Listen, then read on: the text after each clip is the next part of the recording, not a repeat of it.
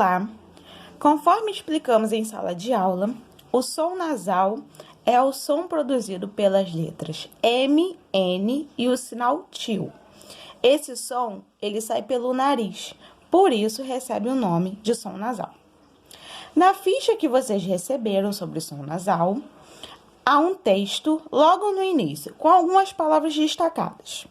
No exercício 1, eu peço para você ler essas palavras que estão em destaque, tampando o seu nariz com os 2 dedos. Ao tampar o nariz com os 2 dedos, você vai perceber que existem algumas sílabas que produzem o som que sai pelo seu nariz. No exercício 2, vocês irão ler as palavras que estão no quadro. São 16 palavras. Vocês podem usar essa mesma técnica, tampando o nariz com os 2 dedos e vão sentir a sílaba que irá fazer o seu nariz tremer levemente. Essa sílaba produz o som nasal. Quando você relê essas palavras do exercício 2, você vai dividir elas em 4 colunas, que está na tabela. Coluna 1, as palavras que não possuem nenhum som nasal. Coluna 2, as palavras que possuem som nasal com a letra M. A coluna 3 são as palavras que possuem som nasal com a letra N.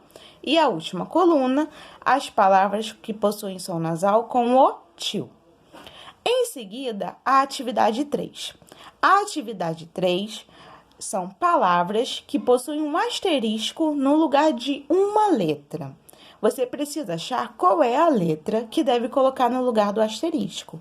Lembrando, nós estamos falando sobre som nasal.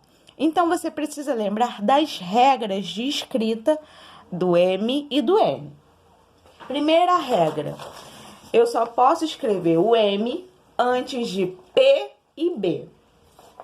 E segunda regra, eu só posso escrever o N antes de outras consoantes. Entenderam? Então, para fazer a atividade 3, você precisa lembrar dessas 2 regrinhas. Na atividade